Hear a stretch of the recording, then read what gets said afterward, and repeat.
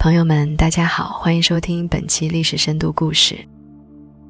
在开始今天的话题之前，我想先问大家一个问题，如果一个女人13岁出嫁，嫁给了自己的亲姑父，她一生没有当过一天皇帝，却是2代帝王的亲生母亲和祖母，她活着的时候绯闻满天飞，被人编成诗歌骂太后下嫁，她死后整整37年，棺材都没能下葬，甚至不敢和丈夫埋在一起。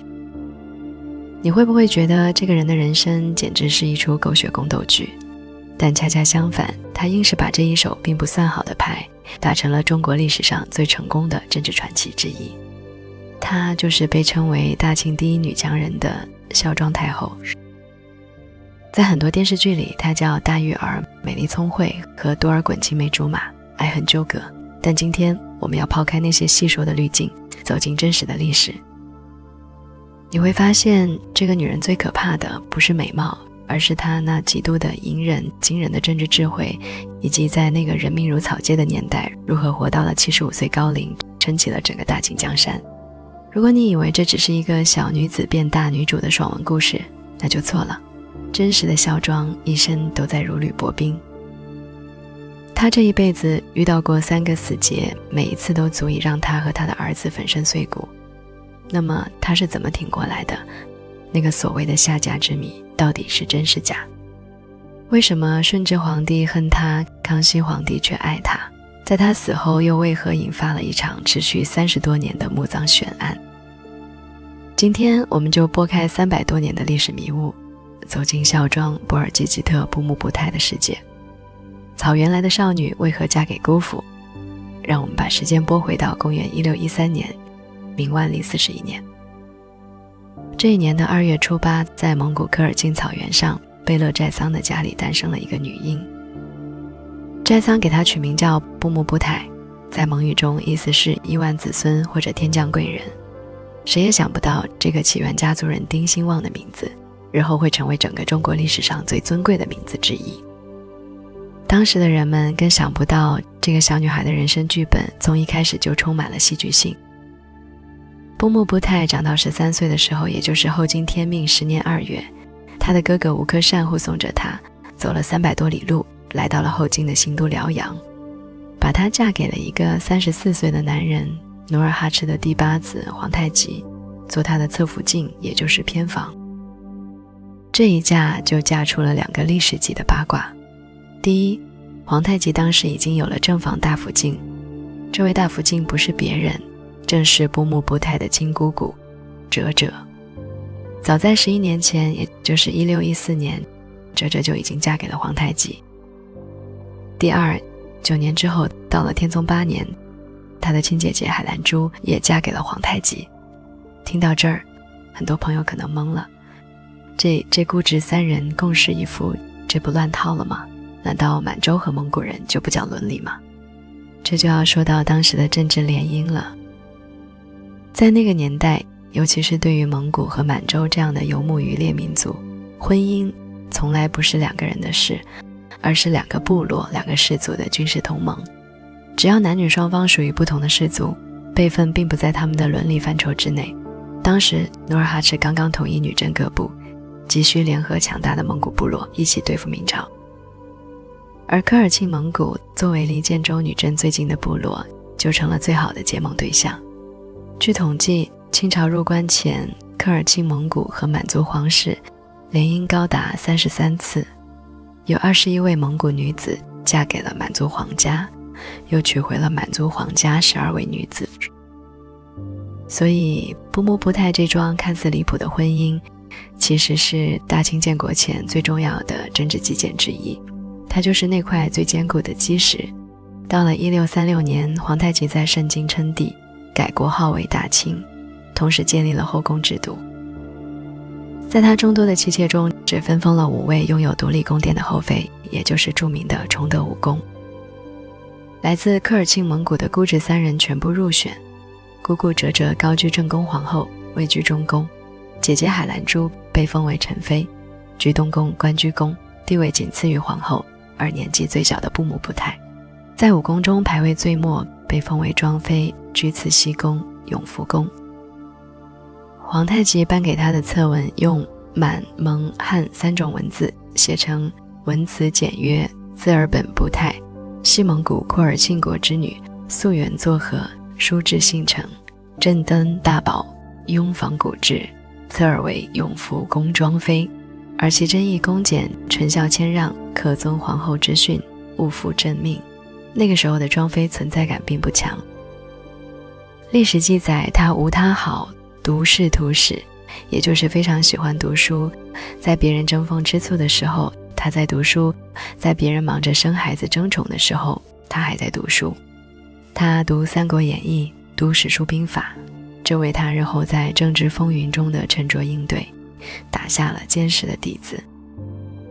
婚后布木布泰接连为皇太极生下了3个女儿，天聪3年生皇4女，后来受封为固伦幽木长公主；天聪6年生皇5女，后来受封为固伦淑惠长公主；次年又生下皇7女，后来受封为固伦端县长公主。3位公主成年后分别嫁给了蒙古贵族，但此时的她依然只是皇太极庞大妻妾队伍中并不起眼的一员。她的姐姐陈妃才是皇太极一生最爱的女人。崇德2年，陈妃为皇太极生下一个男孩，立马被定为皇嗣。只可惜这个孩子不到1岁就夭折了。有趣的是，就在这个孩子夭折2天后，庄妃却生下了一个改变历史进程的男孩，皇九子福临，也就是后来的顺治帝。而关于孝庄的第一个绯闻式传说，大概就在这个时期诞生了。崇德7年，明清松锦大战，明朝蓟辽总督洪承畴兵败被俘。民间传言是孝庄出马，以美色和仁汤说服了宁死不降的洪承畴。这个故事流传很广，说什么孝庄已睡定江山。但我要告诉您，这完全是后人的想象，经不起推敲。第一，孝庄是什么身份？她是皇太极宠爱的5宫后妃之一，为皇帝生儿育女。皇太极怎么可能舍得把自己的妃子送给一个俘虏？就算要诱降，高官厚禄，金银财宝有的是筹码，一出手就送妃子，是皇太极脑子有病，还是编故事的人脑子有病？第二，也是最关键的一点，语言不通。孝庄出生于科尔沁草原，13岁就嫁到盛京，她接触和学习的不是蒙古语就是满语，根本没有机会学到汉语。而洪承畴是福建人，说的一口福建话，后来步入师徒学会了官话，但无论福建话还是官话，都属于汉语范畴。您想想，一个说满语蒙语，一个说汉语，两人见面完全是鸡同鸭讲，怎么劝降？难道带个女翻译在旁边，这皇家颜面还要不要了？比较符合情理的说法是，孝庄聪明贤惠，深明大义，劝告皇太极诱降洪承畴，倒是有可能。真正劝降洪承畴的是吏部尚书范文成和皇太极本人。清史稿记载，范文成通过洪承畴服饰衣服上的灰尘这个细节，判断出他没有求死之心，于是皇太极亲自出马，给洪承畴披上一件貂裘，这才彻底攻陷了洪承畴的心理防线。客观地讲，在清朝入关以前，孝庄并无参与满洲皇族政治的可能，更何况她也不是皇太极最宠爱的女人，离决策的核心就更远了。她唯一的做法就是积蓄力量，有天赋，爱学习，这2大品质才是她在后来的历史机遇中崛起为帝国女强人的主要原因，而不是传统所编造的美貌和美色。1643年，清崇德8年，8月初9的晚上，皇太极像往常一样处理完政务回到寝宫，谁也没有想到第2天凌晨，这位为大清入关奠定基础的一代雄主突然就在永福宫猝然离世，时年52岁。史书记载只有2个字，无极崩，但这2个字却把整个大清推向了崩溃的边缘。因为皇太极死得太突然，他没有留下任何遗诏，没有指定继承人。此时的庄妃布木布泰才31岁，他手里有什么？只有一个年仅6岁的儿子福临，也就是后来的顺治帝。而他面对的敌人是谁？是如狼似虎的八旗王爷们。当时的皇位最有力的竞争者有两个，一个是皇太极的长子肃亲王豪格，35岁，正值壮年，战功赫赫，背后有两黄旗和正蓝旗的支持。另一个是皇太极的14弟睿亲王多尔衮，32岁，同样是功勋卓著的军事统帅，而且比豪格更深沉，更有谋略。他身后站着两白旗，一边是儿子，一边是弟弟，两边剑拔弩张，八旗内部几乎要火并。这个时候庄妃在哪里，他能在哪里？很多野史和电视剧在这里开始高潮，庄妃深夜私会多尔衮，利用旧情，甚至不惜以身相许，换来了多尔衮对福临的支持。但我要告诉你，这大概率是后人的想象。根据史学家考证，在当时满洲后宫不得干政的铁律下，庄妃作为一个排位最末的妃子，连出席诸王议政会议的资格都没有。她根本不可能像电视剧里那样跑到多尔衮帐篷里去谈条件。那福临是怎么当上皇帝的？答案说出来你可能不信，是因为平衡。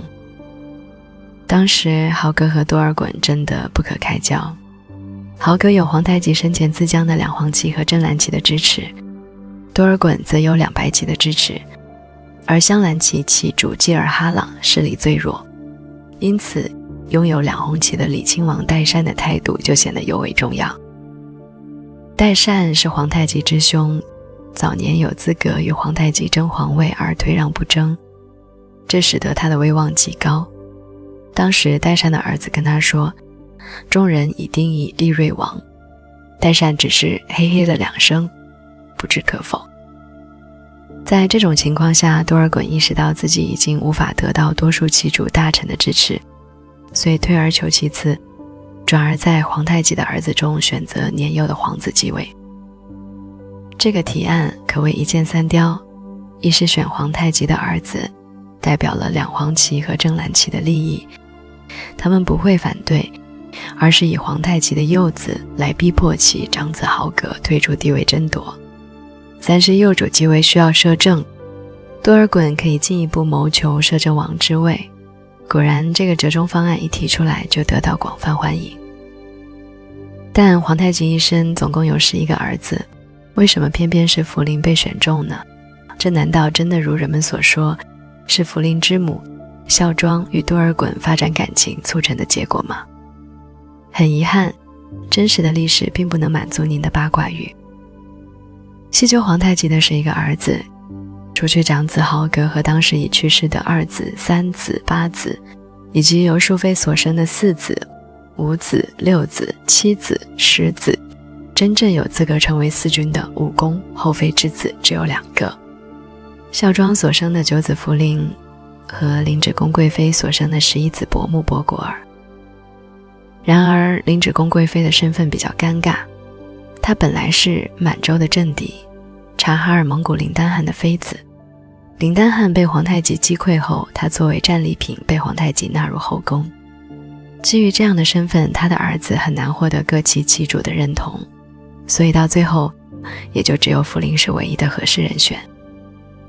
可见福临继承大统这件事是八旗力量相互制衡的结果，是历史的偶然和必然交织下的产物。孝庄在这个过程中，与其说他是运筹帷幄，不如说他是被历史推到了前台。但是能把儿子推上皇位只是第一步，接下来的7年才是这对孤儿寡母真正的地狱级考验。而这7年也诞生了清初第一大疑案，太后下嫁。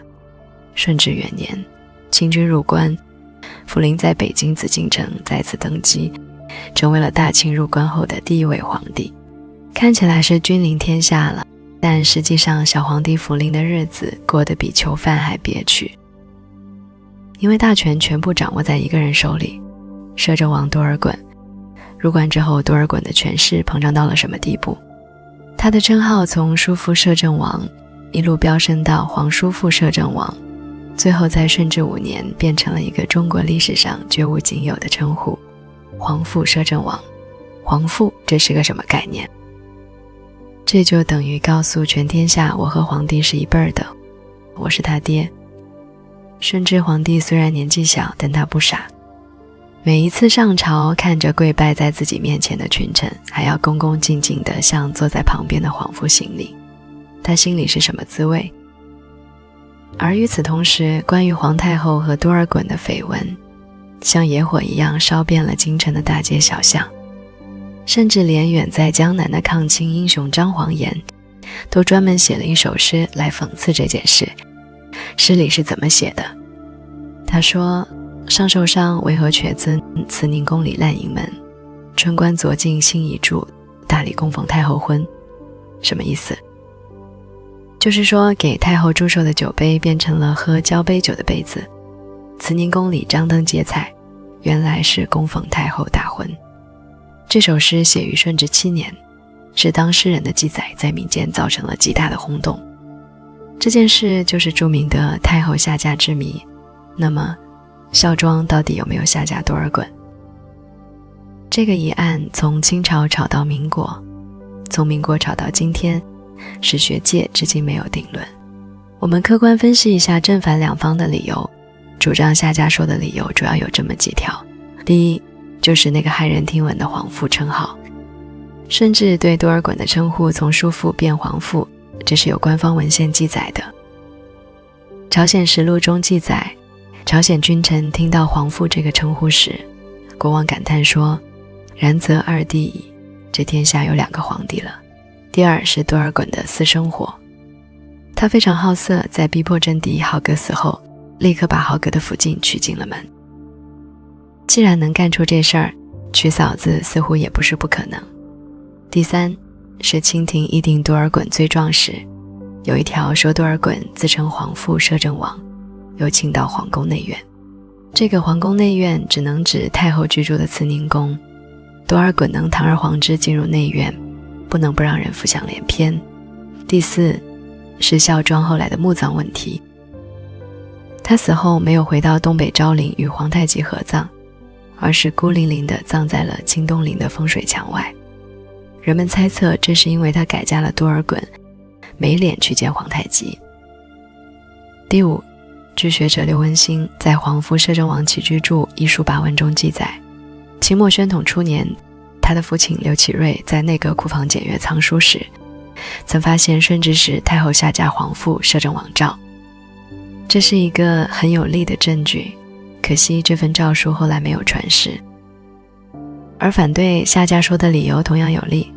首先，所有关于下嫁的直接证据都来自南明敌对势力的诗文，带有明显的诋毁和抹黑意图。张煌言的诗就像是抗战时期重庆的报纸骂王精卫，可信度要打个折扣。史学大家孟森先生早就指出，远道之传闻，临敌之口语，未敢据此孤证为论定也。而且诗可以夸张比附，想象不能直接作为历史证据。其次，朝鲜的李朝实录作为清朝最忠实的跟班，详细记录了清朝的每一件大事，但里面根本没有太后下嫁的记载。如果真有这么一场国家级大婚，不可能不通知藩属国。第三，如果孝庄真的下嫁了，多尔衮就是顺治名正言顺的继父，那为什么多尔衮一死，顺治就疯狂报复，把他掘坟鞭尸，剥夺一切封号，甚至用棍子抽打尸体，最后砍头暴尸？如果他真是继父，那至活着的母亲孝庄于何地？第四，关于皇父的称呼，有学者考证，这可能与叔父摄政王一样，是清初清贵的一种爵制，由报功而来，而非由独论而来，就像古人称功臣为上父、仲父一样，未必就是真正的父亲。那么有没有一种可能，既不是正式下嫁，又不是完全清白呢？不少学者提出了一种中间状态，下嫁未必有，暧昧躲不过。让我们来看看孝庄和多尔衮的另一层关系。孝庄生于万历41年，多尔衮生于万历40年，比孝庄大1岁。努尔哈赤去世时，斯大贝勒出于政治考虑，逼迫多尔衮的生母大妃阿巴亥殉葬。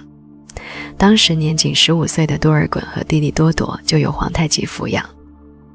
此时多尔衮15岁，孝庄14岁，共同生活在一个屋檐下，朝夕相处，而且年岁相当，滋生情愫是极为正常的事。而传说中多尔衮倾倒皇宫内院，为了见孝庄的可能性要大于其他任何人。在那个刀光剑影的岁月里，30出头的孝庄为了保住儿子的皇位，也为了稳住这个随时可能发疯篡位的多尔衮，他一定运用了自己所有的智慧和魅力，去笼络，去周旋，去拖延。当时多尔衮的权势有多大，他提携了满达海、阿巴泰等人继承王位，让他们成为议政王，唯命是从。8旗兵力的分配是2黄旗名义上归顺治，实际上由多尔衮以摄政王身份指挥，正白旗是他的嫡系，镶白旗归他胞弟多铎，正蓝旗也归了他。多尔衮手握2黄2白正蓝武器，对2红旗也有影响力，只有镶蓝旗是唯一的敌对势力。在这样的压倒优势之下，多尔衮想当皇帝，谁能拦得住？但他最终没有迈出那一步。从入关前想夺皇位而不能，到此时能夺皇位而不夺，唯一可以解释的就是孝庄。作为少年时的爱侣，孝庄以万缕柔情约束了多尔衮的最后行动。也许没有正式的婚礼，没有所谓的河北尊，但他和多尔衮之间那种基于少年情愫、权力博弈和生存妥协的特殊关系是真实存在的。孝庄为了保存皇太极的遗孤，保住皇太极一生奋斗而来的事业，不得不做出一些有悖伦常的事情。在这一点上，他不仅没有辜负太宗，甚至应当为太宗所谅解和感激。这种日子一过就是7年，这7年是孝庄一生中最屈辱、最隐忍的7年。他被迫与年幼的福临分宫而居，眼睁睁看着多尔衮除掉豪格，架空济尔哈朗，一步步走向权力的巅峰。他什么都不能做，只能等。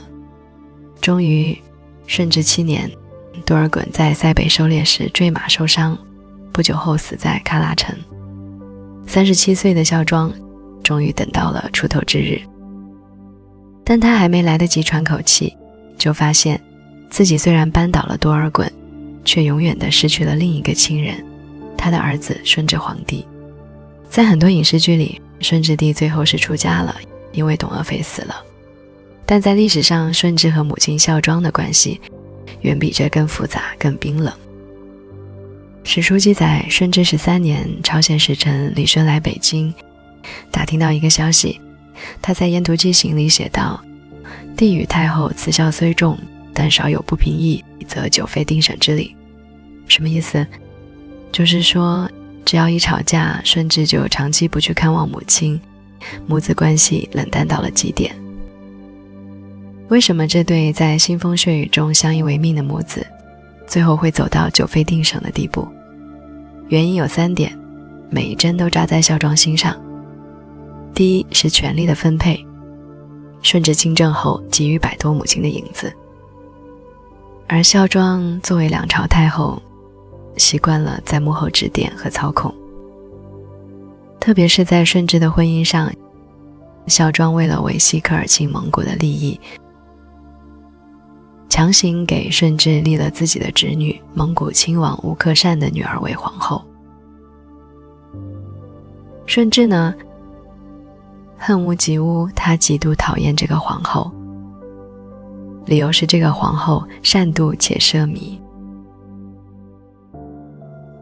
最后他不顾母亲的反对，甚至不顾及整个蒙古部落的脸面，执意废掉了这位皇后。这对孝庄来说，无异于当众被打脸。第二是文化路线的分歧，这一点才是根本性的。孝庄作为守旧派满洲贵族的代表，非常排斥汉文化。他希望儿子保持满族的淳朴旧制，不要被汉人的那些繁文缛节和思想腐蚀掉。但顺治偏偏是个汉化迷。多尔衮死后，他发现自己连大臣的奏折都看不懂，于是开始疯狂学习汉语、汉文化，甚至读得累到吐血。他大量任用汉人，改革官制，对汉人官员推崇备至。这在孝庄和满洲老臣看来，简直是数典忘祖。顺治18年，顺治死于天花。他死后留下的那份著名的罪己诏，洋洋洒洒14条大罪，其中好几条都在骂自己渐染汉俗，于淳朴旧制，日有更张。朋友们细思极恐啊！这是一份皇帝的遗诏，是临死前对自己一生的盖棺定论。哪个皇帝会在临死前把自己骂得这么狠？史学界普遍认为，这份遗诏的真正作者根本不是顺治本人，而是站在他身后的母亲孝庄太后以及那一帮守旧的满洲权贵。也就是说，顺治死了，孝庄依然在用这种方式否定儿子的一生，把他的政治路线批得一文不值。这对母子生前有隔阂，死后顺治的遗诏竟成了母亲对他的最后裁决。据说孝庄直到去世都没有去顺治的孝陵看过一眼。这一对母子终究是活成了最熟悉的陌生人。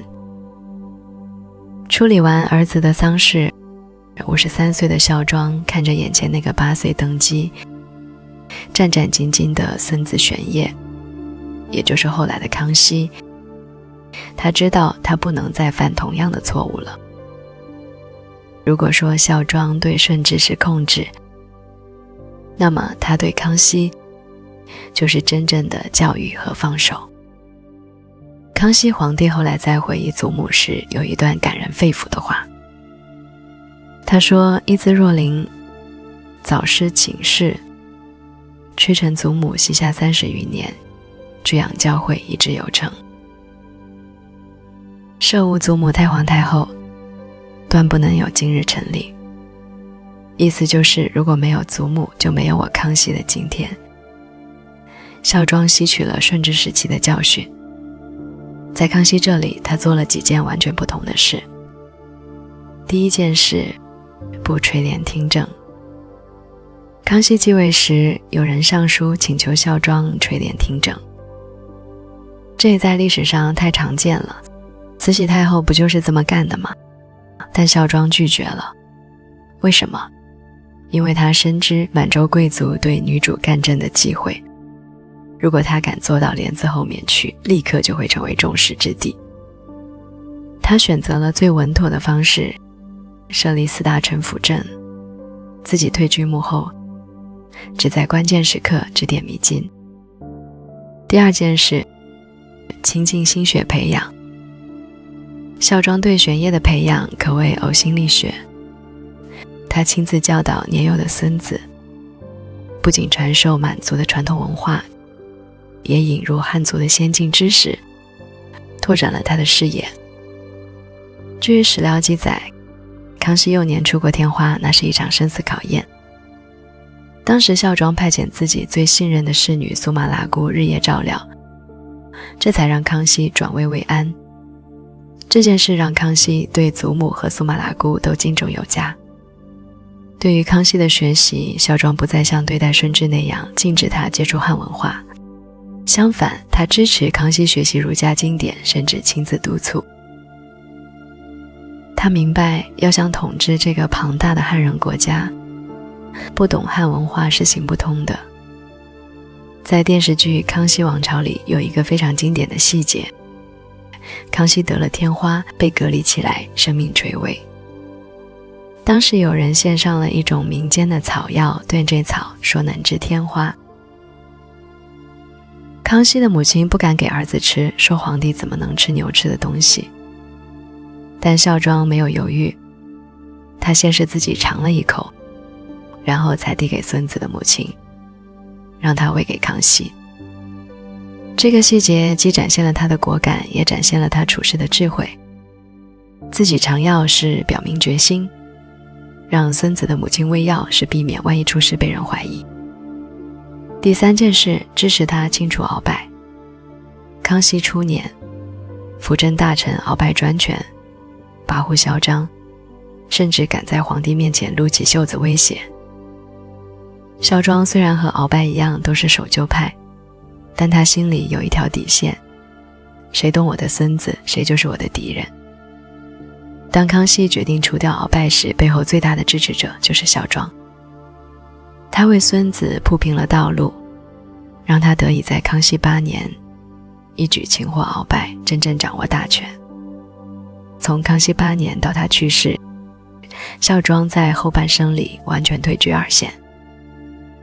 他不再干预朝政，只是在孙子遇到难题时，用自己的阅历和智慧去点拨他。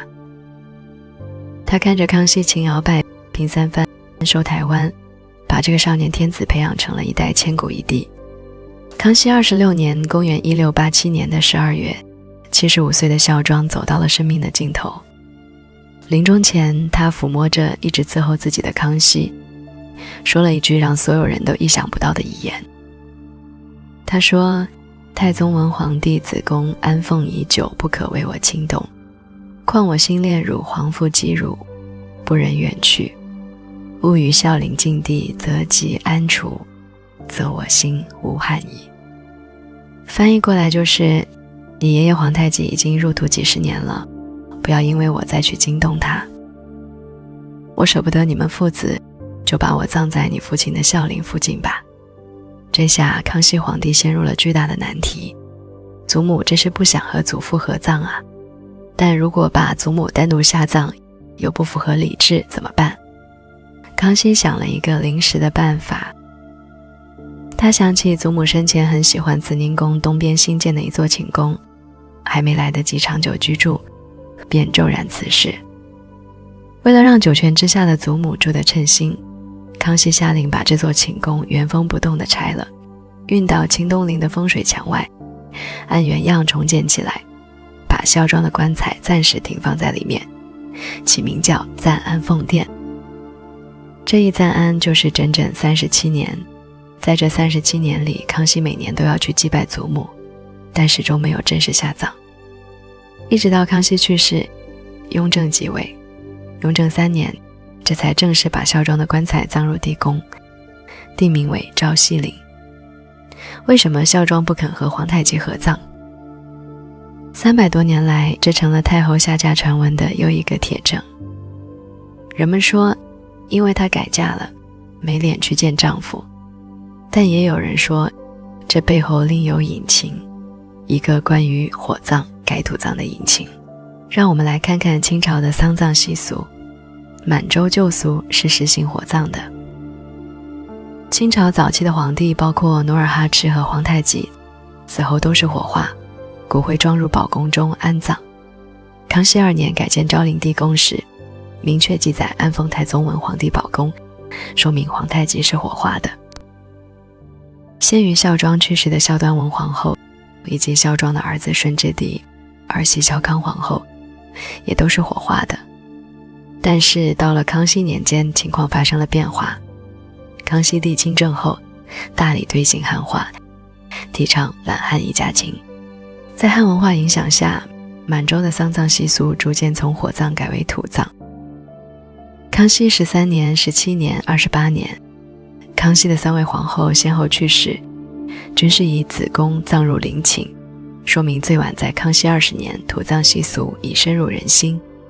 问题就在这里，孝庄太皇太后去世时，已是康熙26年，她受汉文化影响多年，早已不愿接受火葬。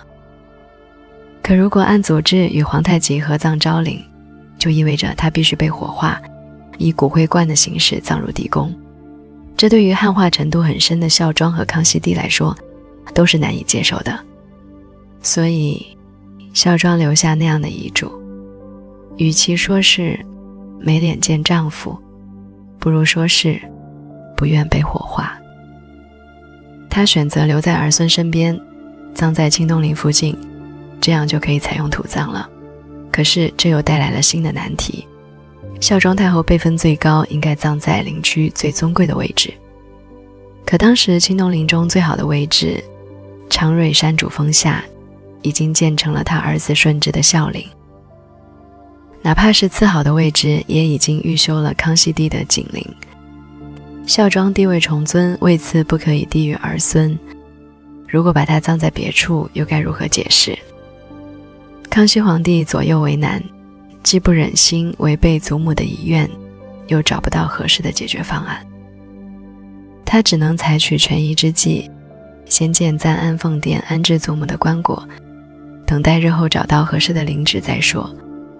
这一等就是37年，直到雍正继位，他巧妙地解决了这个难题。雍正3年，他在皇太极昭陵的西侧，隔着一条河的地方建造了昭西陵。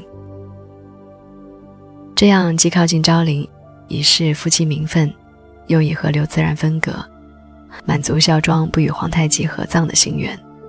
同时，昭西陵与顺治的孝陵相距不远，也暗合了他希望与儿孙相伴的愿望。回顾孝庄的一生，他不是吕后，没有临朝称制；他不是武则天，没有自己当皇帝；他也不是慈禧，没有把持朝政祸国殃民。他只是不母不胎，一个来自科尔沁草原的女人。他有过绯闻，有过无奈，和儿子反目成仇，却把孙子培养成千古一帝。他死后37年才入土为安，留下了一个永恒的谜题。但是当我们拨开历史的迷雾，看到的不是一个宫斗高手，而是一个为了孩子，为了孙子，为了那个风雨飘摇的王朝，独自扛下一切的普通女人。她用一生证明了什么叫隐忍，什么叫格局。她是大清的丁海神针，是真正的大清第一女强人。在生命的最后时刻，她抚摸着孙子的手说：我心恋汝，皇父及汝，不忍远去。这句话道尽了她一生的牵挂。她牵挂的不是权力，不是地位，而是她的孩子，她的孙子，她为之付出一切的大清江山。康熙皇帝后来为祖母上谥号，称她为孝庄仁宣城县恭义义天启圣文皇后，人们简称为孝庄文皇后。